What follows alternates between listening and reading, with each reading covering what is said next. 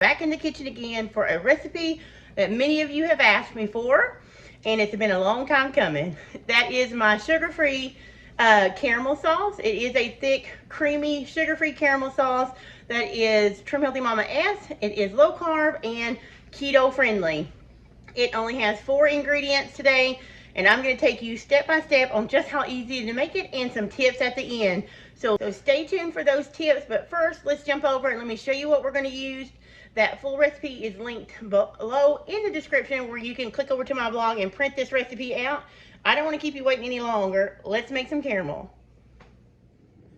The ingredients for this caramel is super easy. You need 1 stick of butter, vanilla, heavy whipping cream, and allulose, which is a sugar alternative that most ketoers, low carb, or Trim Healthy Mama people know. If you're not familiar about it, I will put a link below to a post I have that tell you a little bit more about it. But it is a sugar alternative, and it makes a great caramel or chocolate sauce. And this is all you need to make it. So let's get started. We're going to cook it. We need a heavy bottom. You need a thick bottom pan. I'm going to put my butter in there. Now this is just straight out of the fridge. It's not room temperature. And I'm going to dump my allulose. I've had people ask me before, let me get the clumps out while we're talking, do you use granular or powdered? This that I use is kind of like a cross between it's a powder, but not really. It's like a very fine granular, but either will work. I've used both, honestly, whatever I have on hand, because I buy just whatever I find on sale when it comes to allulose. So either one will work fine. So now we're just going to melt these together. And I have my burner on medium high. I'm sorry, about medium. It's on like 3.5, maybe 4. So we'll just say medium, because mine goes up to 6. We'll say medium high, because you're just going to melt it together. And this will take a little bit. I'm not going to make you stay here, but we're going to hold off on the cream that you can see here. It's one. This is just both things. There's heavy cream in this cup, and then I went ahead and put the vanilla in. We'll add it later after this is melted. This is going to take a few minutes, so I'm going to go ahead and let it do off camera, so you don't have to stand and watch. Or maybe I'll speed it up, depending on if I have time to do so. So let's take care of that, and I'll be back.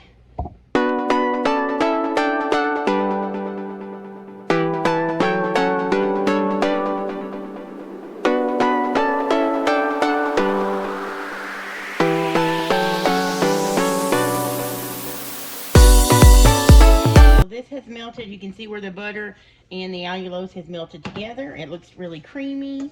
We're just going to go ahead and let it brown up. That is the goal right now. Melting that for me took about 5 minutes. So because remember, we have it on medium to low medium. So it took about 5 minutes. Now I'm going to crank the stove or the burner up to a 6, which is my high, and we're going to brown this really quick, because you kind of want it to caramelize. Now, you know how with the when you're making regular caramel with real sugar, you don't want to stir a lot, and you don't want to get stuff off the edges into your caramel, because it will cause it to break or to crystallize. This one is much more forgiving for that. In fact, you need to stir it every once in a while so that it doesn't burn. And then you also, if you get some on the side, it's not a real big deal breaker. It's not going to recrystallize. This allulose is very forgiving, and it works really good. It will stay smooth like that. Can you see? Let's see if I can show you. You see what a smooth consistency? The allulose is, like I said, you can use granular or powder, but it will melt like sugar melts, and it will not recrystallize later. So we'll talk more about that later when I talk about storing it in the fridge. But now I'm just going to speed this up and show you how this browns.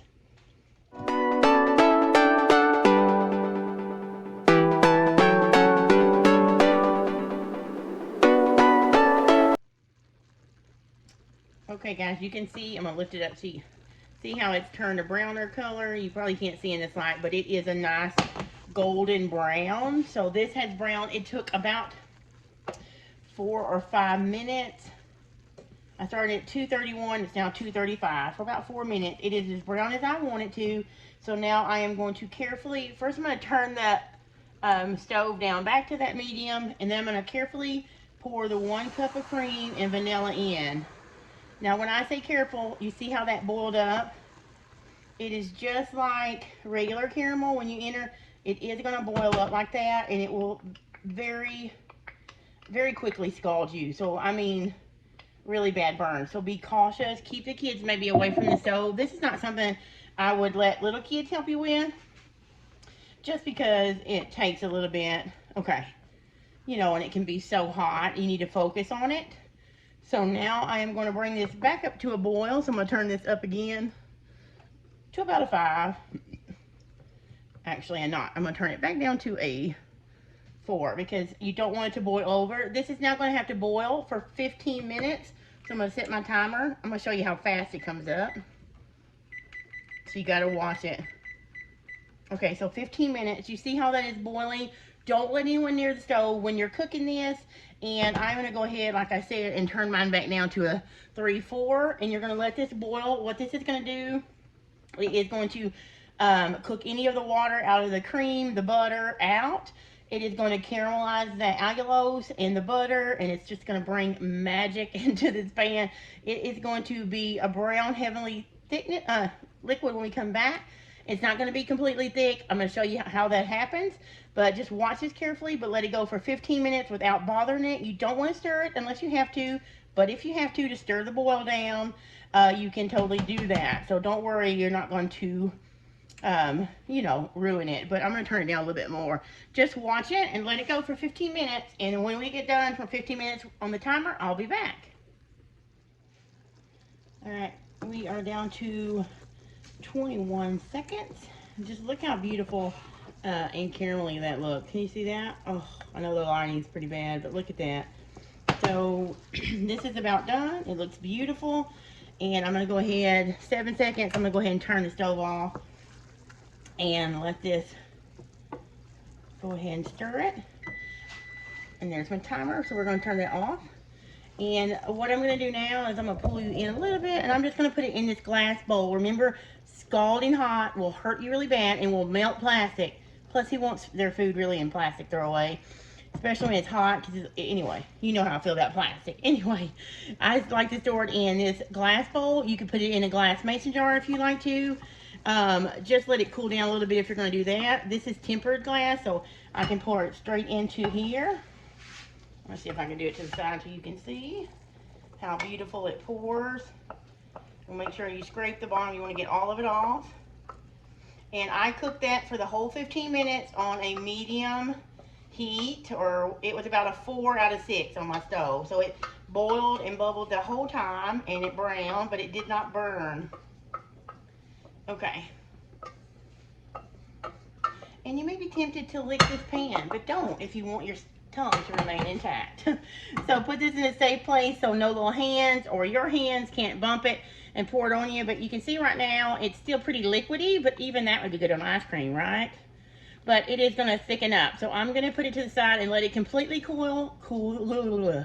Did you hear that? I swear, I've been recording too much today. I'm going to put it aside, let it completely cool, and then I'm going to put it in the fridge with the lid on it and come back and show you when it's thickened up, and I'll tell you how long that took. But first, let this cool completely on the counter, okay? Real quick, this has only been sitting out for about 10 minutes, and I wanted to show you how much already it has thickened up. Look at that. Is that not the most beautiful thing you've ever seen? Look at that. It would be delicious even right now, warm over ice cream, but oh, it's heavenly looking. We're going to let it thicken up even more and show you when we're done. Hey guys, just for a few minutes, I wanted to break in here while that is in the refrigerator setting up. I thought I would give you a couple of tips and give you a little tricks to storing it. Let me take my earbud out so I can hear myself. I was editing and so I had this in. So with this caramel, I know a lot of questions I get, and I'll probably get it on this video, so I wanted to address it now, is can I use something other than the allulose sweetener? Now, there are many caramels out there that are keto and low carb that have other sweeteners like erythritol blend. Usually it's the erythritol blend with stevia and erythritol, or either monk fruit and erythritol. So I'm not going to say that you can't use them, but I am going to be honest and say that it's not going to be anywhere close to the texture that you get with the allulose. It is The allulose, it just has the property of almost sugar, so it bakes up like sugar, or cooks up. I shouldn't say bake because we're not baking. It cooks up like sugar and it doesn't recrystallize. If you're familiar with stevia or erythritol, then you know that when you get it chilled in the fridge, it will kind of recrystallize and get kind of grainy on you. The allulose will not do that. It's also a great sweetener for ice cream, which I have some popsicles and things like that coming out that will have allulose as well. But you could use Truvia and erythritol and stuff in popsicles. I don't want to get sidetracked, but for this caramel, you can try other sweeteners, but you're just not going to get the same texture that I'm going to show you in a little bit. And I just don't think it tastes as good. It doesn't. That allulose does not have the aftertaste, that strong cooling effect in your mouth. So I really think you should stick to the allulose if you can. I'll try and link to a couple on Amazon through my affiliate links below. You don't have to shop through those. Just know that they're there if you want to take a look at them, at the kinds that I recommend or that I've used. Like I say, you normally buy whatever's on sale, but at the two or three I'll link below that I've used. Trying to think if there's any other tips. Oh, so there is only one. I told you about how easy it was. Sometimes, and I think I may have discussed it somewhere in a video. If I did, just look over me. Look, I'm catering a wedding on Saturday, and one of the punch requires ginger ale, so these are all bottles of ginger ale. Caramel is really easy, like I said. The only trouble I've ever heard of somebody have, and it's happened to me one time, is that it has separated. And what I mean separated is if you melt the allulose and the sugar a little bit too fast at the front, or maybe your butter is room temperature and it melts quicker than the allulose can like soak it up, then sometimes you have that grease that kind of settles on the top and it kind of looks separated. You know how it looks like when oil separates from stuff. Well, go ahead, make your caramel, finish it completely, let it cool off, and once you get it cooled off, if it still has that separation, that oil film on the top, just take some water, boiling water, and just mix it in slowly. Like start with a tablespoon and kind of mix it in. That honestly should fix it. It fixes mine. It's only happened to me one time, but it fixed mine. I've read others. I've given that tip to other people.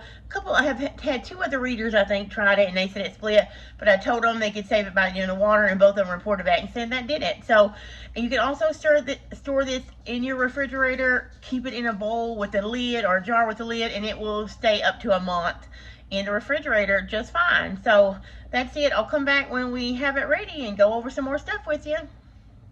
Okay guys, so it's been about 2 hours since the caramel was put into the refrigerator. Remember, I cooled it completely and then I stuck it in the refrigerator to thicken up, and it got really thick.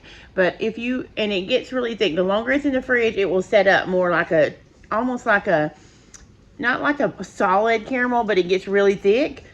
But I'm going to show you the consistency that I have it at now, and how if you want it thick, you can leave it like it is when it comes out of the fridge, or if you wanted the consistency of mine, I'll tell you how to make it that way. So let me turn you around and show you what it looks like.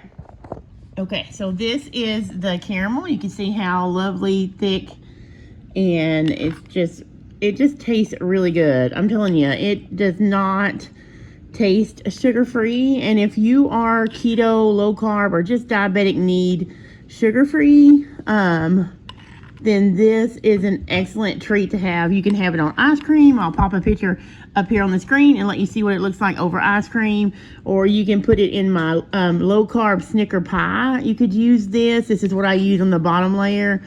It's just really good. You can put it in your iced coffee for a caramel iced coffee, but this was set up a little bit thicker because it does get really thick. It does not granulize. It didn't go back to crystallize, but it gets really thick, like a really thick caramel. You'll see when it sets up. But what I did is I just added a tablespoon of hot boiling water, and you just slowly mix it in, and eventually it will all mix in and it will be thin again like this.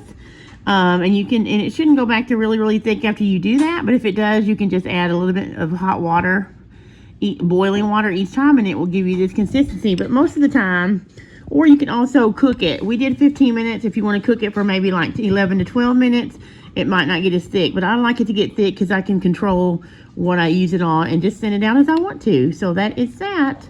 I hope you guys have enjoyed this video. The recipe is below in the description. Click that link. It'll take you to my blog where you can print this delicious sugar-free caramel. If you're Trim Healthy Mama, it's a THMS. And if you're keto, this would definitely fit your macros. I also have the carb count and nutrition facts in that recipe. So I hope you guys enjoy it, and I'll see you in the next video.